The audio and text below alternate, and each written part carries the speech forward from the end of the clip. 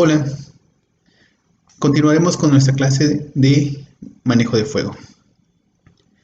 La unidad que vamos a ver es la unidad 2, es sobre la prevención de incendios forestales. Los temas, primero, concepto básico sobre incendios forestales. 2, daños causados por los incendios forestales. 3, los sistemas de detección de incendios forestales. 4, los métodos de prevención de incendios forestales. Y 5, la normatividad sobre incendios. Con respecto a la normatividad, ustedes ya estuvieron analizando a detalle la norma 015, que nos habla sobre los incendios forestales. Para poder entender todos estos apartados, debemos empezar por la definición de fuego. El fuego es el desprendimiento de calor y luz producido por la combustión de un cuerpo. Aquí hay dos conceptos que llaman la atención. Cuerpo, que hace referencia a cualquier material que pueda arder, puede ser orgánico o inorgánico. Y combustión es el proceso inverso a la fotosíntesis. Para poder existir el fuego necesita haber otros tres elementos presentes, perdón. Y por eso es que se establece el triángulo del fuego. El triángulo del fuego es justamente este que vemos aquí, donde nosotros necesitamos tener un material combustible, que es precisamente ese cuerpo que puede arder, necesitamos tener la presencia de oxígeno y necesitamos tener una fuente de ignición. Cuando nosotros tenemos una fuente de ignición, combustible y oxígeno, en automático se lleva esa reacción que es el fuego.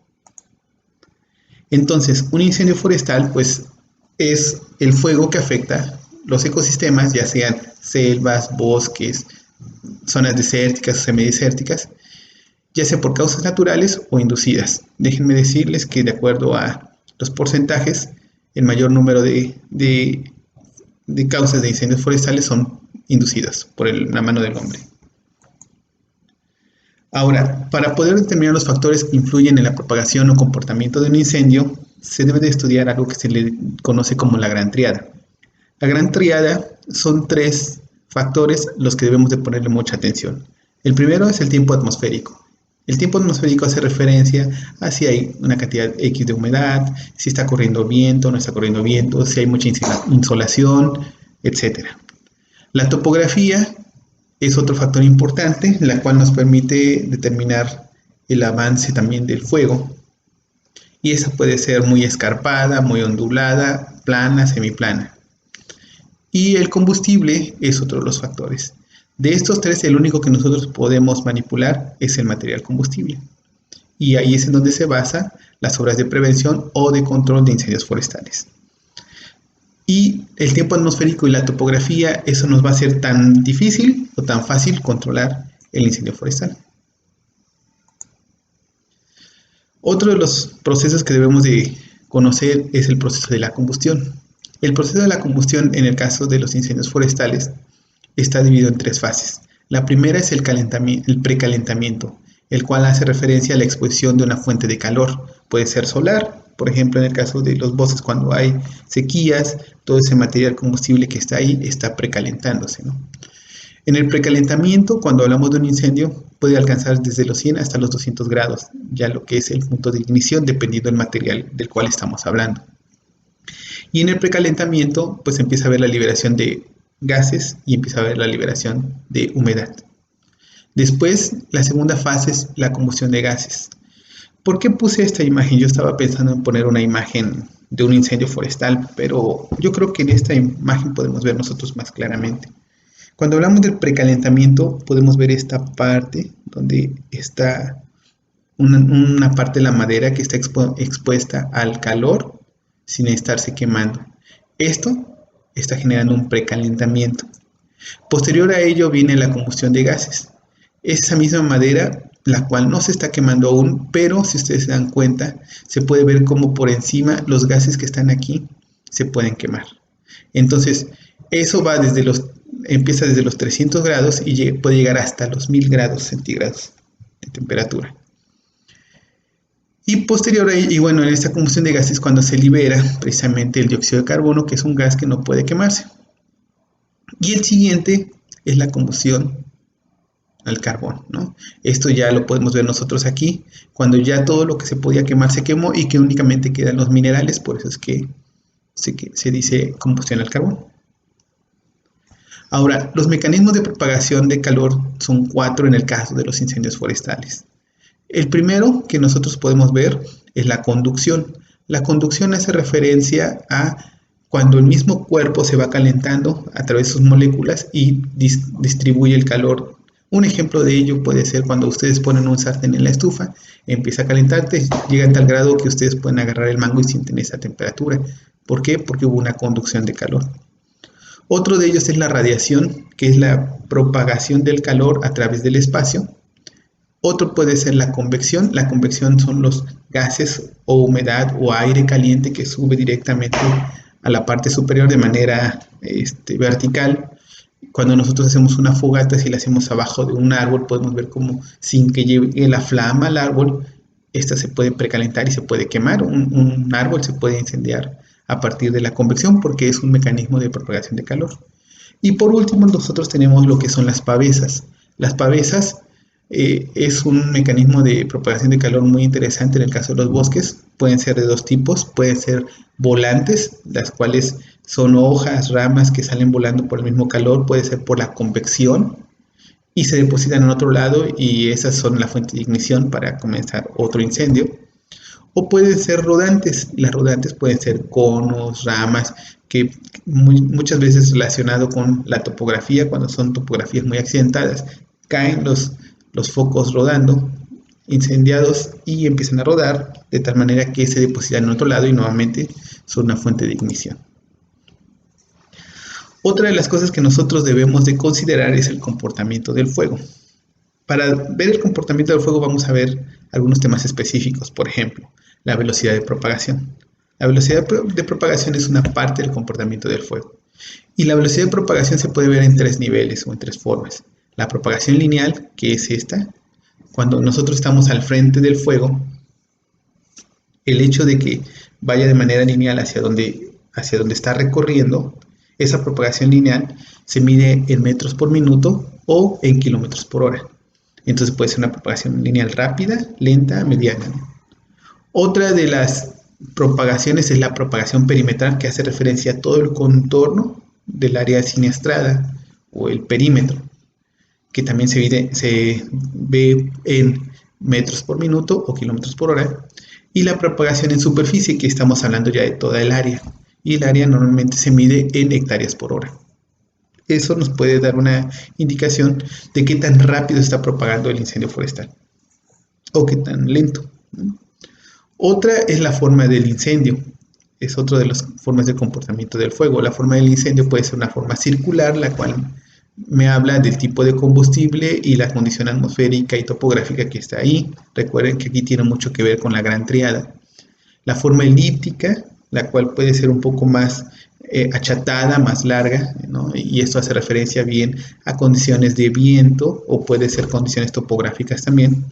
Y por último, el complejo o irregular. El complejo irregular es cuando tiene una forma no definida, es muy irregular y esto también se debe al comportamiento de los factores de la gran triada, ¿no? Puede ser materiales combustibles diferentes o áreas más cargadas que otras, vientos, topografía más complicada.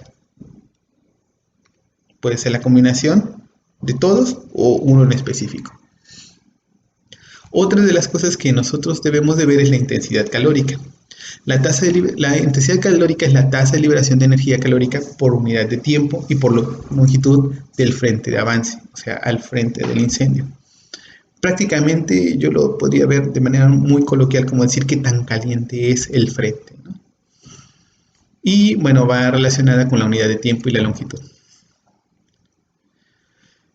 La resistencia al control. Ese es un tema también que debemos de ver en el comportamiento del fuego.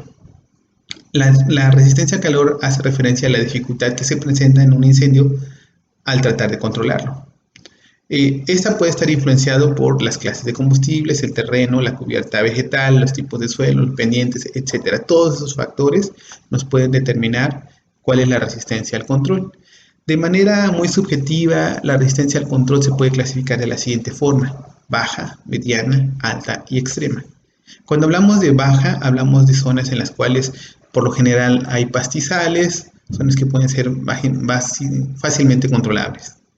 mediana, donde hay pastizales y uno que otro arbusto, alta, donde ya hay material de arbustos ya más complicado, más denso, y extrema es cuando ya hay árboles, hay arbustos, ya hay un combustible forestal demasiada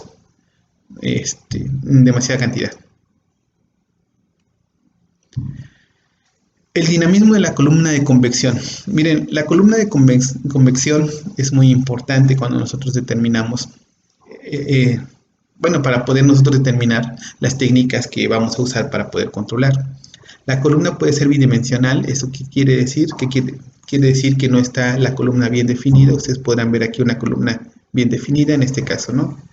La columna no está bien definida y esto se puede deber a factores de viento o bien de combustible, el tipo de combustible. Y en este caso, la columna tridimensional, en la cual ya es completamente bien definida, esto nos indica que es un incendio fuerte con combustibles pesados y las condiciones del viento nos van a permitir ver la inclinación o bien la verticalidad de esta columna. Después de esto vamos a pasar a ver los sistemas de detección de los incendios forestales. De primera instancia, la detección es el conjunto de actividades cuyo propósito es descubrir, localizar y comunicar la presencia de un incendio forestal. La detección forma parte de la prevención de los incendios. Y la detección debe tener tres características. La primera es que debe ser rápida, la segunda es que debe ser con la mayor cantidad de información posible, y la tercera es que debe ser, además de rápida, clara y precisa. Entonces, cuando nosotros detectamos un incendio forestal, necesitamos tener la mayor cantidad de información de una manera clara y precisa y con una mayor rapidez. ¿Por qué? Porque en este caso el tiempo es importante para poder controlarlo y entonces evitar que haya una mayor propagación del incendio. Una de las formas en las cuales nosotros podemos ver o obtener información es a través de la clasificación de humos según su origen. Nosotros, de acuerdo al origen, tenemos tres tipos de humos. Uno pueden ser los humos falsos que vemos en esta imagen, en la cual pueden ser polvaderas o cualquier otra fuente que no sea propiamente humo de una combustión. Los segundos son los legítimos, que pueden venir de quemas controladas, quemas prescritas, y los ilegítimos, que en este caso son los incendios forestales. Otra clasificación es de acuerdo al volumen, en pequeños, medianos y grandes. O sea, si hay mucho humo, si hay más o menos humo, ¿no?, mediano, o si hay muy poco, mucho o mediano, ¿no? Clasificación de humo según su color. Esa es otra información que nos podemos nosotros obtener nada más con ver esa columna de humo. Primero, si son blancos, son quema de combustibles livianos. Pueden ser pastos, por ejemplo. Si es gris claro, son combustibles semilivianos, como algunos matorrales o algunos arbustos. Si es un gris oscuro, ya son materiales o combustibles pesados, en el cual pueden haber matorrales densos o bien latifoliadas. Si es el humo de color amarillo, entonces puede ser ya propio de quema de coníferas. Y por último, si es negro, la quema de sustancias químicas, ya sean llantas, láminas de cartón, entre otros más.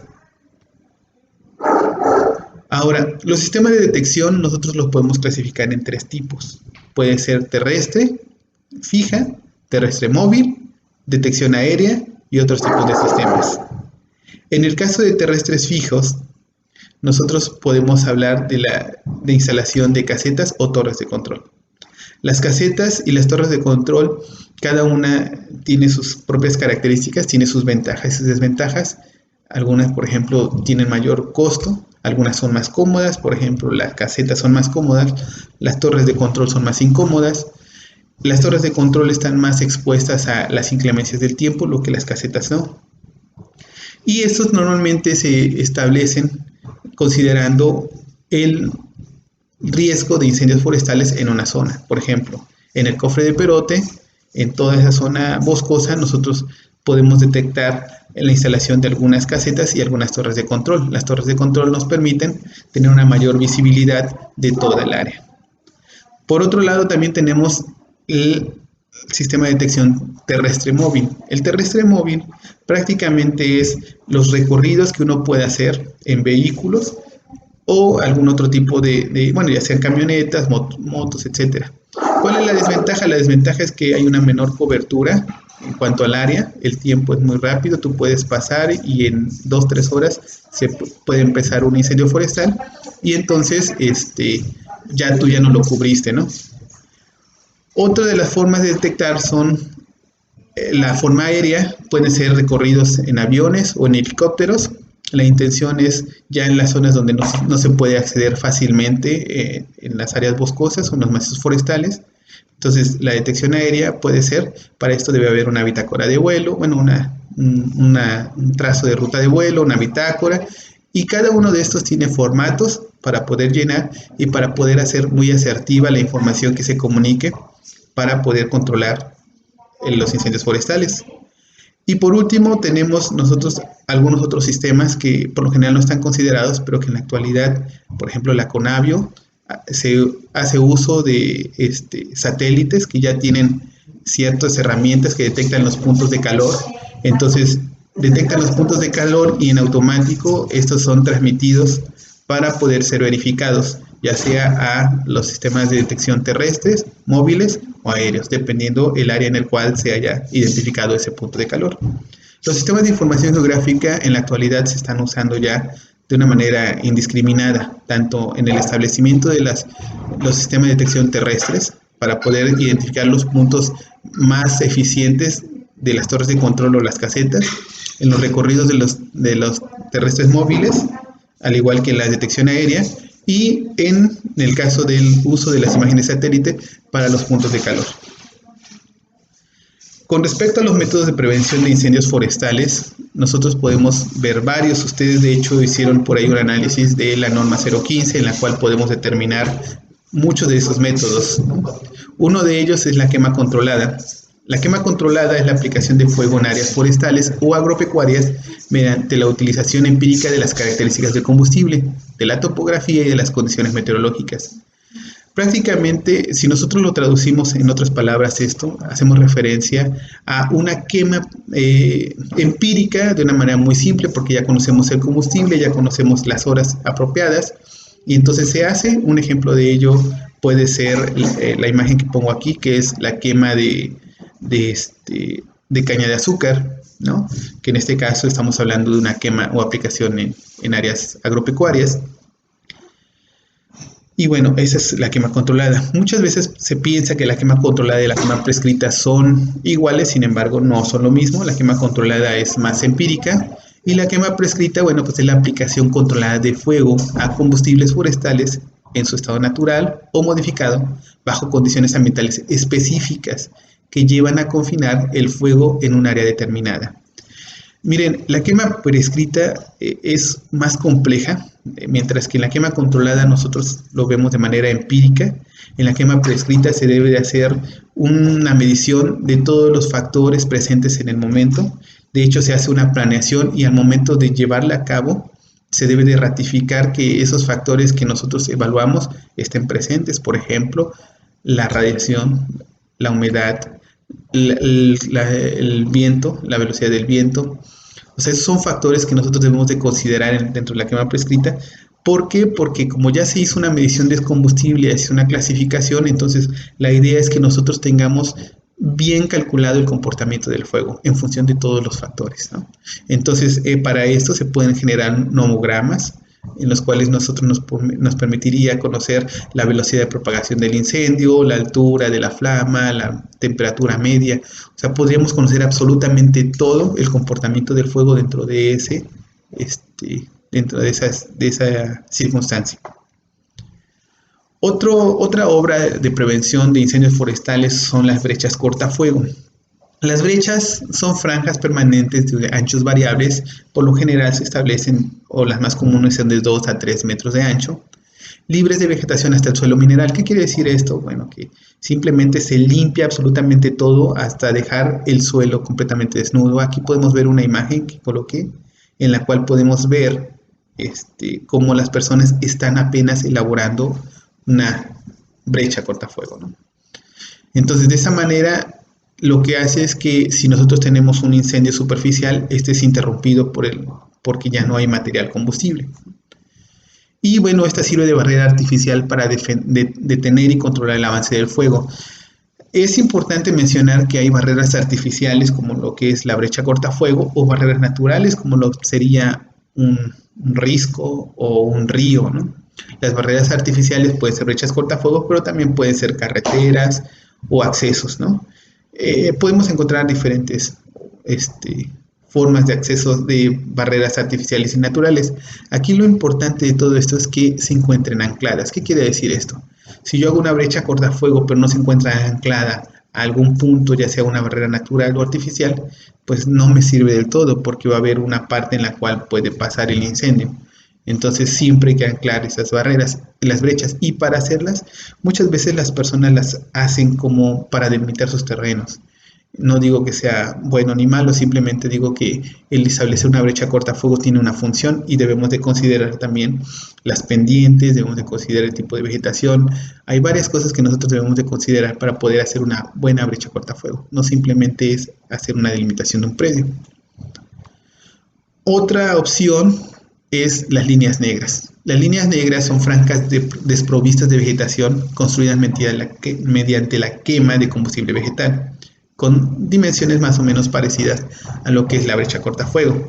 Prácticamente lo que nosotros hacemos en la línea negra es quemar un área específica para poder mineralizar o carbonizar todo ese material vegetal y entonces que ya interrumpa, tenga la misma función que una brecha cortafuego.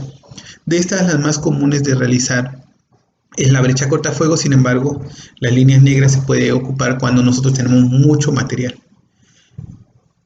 Y por último, el tema que viene dentro de lo que es el programa son los anuncios, el establecimiento de anuncios. Miren, en mi experiencia, hay lugares en donde podemos establecer brechas cortafuegos, hay lugares específicos donde podemos hacer líneas negras, y hay lugares en donde no podemos hacer ese tipo de cosas. Un ejemplo es esta fotografía que yo coloqué aquí. Esta está en la Sierra de Santa Marta, en la zona núcleo 2 de la Reserva de la Biosfera de los Tuxtlas. En esa zona, bueno, por las condiciones de la ley, no podemos hacer obras de ese tipo. Sin embargo, sí se pueden establecer anuncios los cuales nos permitan garantizar la conservación de lo que es esta zona, este macizo forestal. Y en este caso, por ejemplo, el manejo de combustible, lo que se hace es o bien retirarlo o bien apilarlo en ciertas áreas, de tal manera que interrumpamos la continuidad vertical del combustible. Más adelante les hablaré de lo que es la continuidad vertical, la continuidad horizontal, también los tipos de incendios. Y dentro de esta misma presentación yo les voy a agregar algunos otros videos que encontré en el internet que les podrán servir para explicarles cómo se desarrolla una quema prescrita y algunos otros elementos. Recuerden que todos estos deben de estar en su libreta de apuntes. Espero sea de mucho provecho y ya no quise ahondar más en los temas porque ustedes ya estudian la norma 015. En la norma 015, si ustedes recuerdan, pues está especificado absolutamente todos estos temas que hemos estado viendo y ya con una mayor profundidad. Cualquier duda o cualquier pregunta, recuerden que tenemos nuestras reuniones de Zoom o bien el grupo de WhatsApp. Cuídense, muchísimas gracias. Excelente día.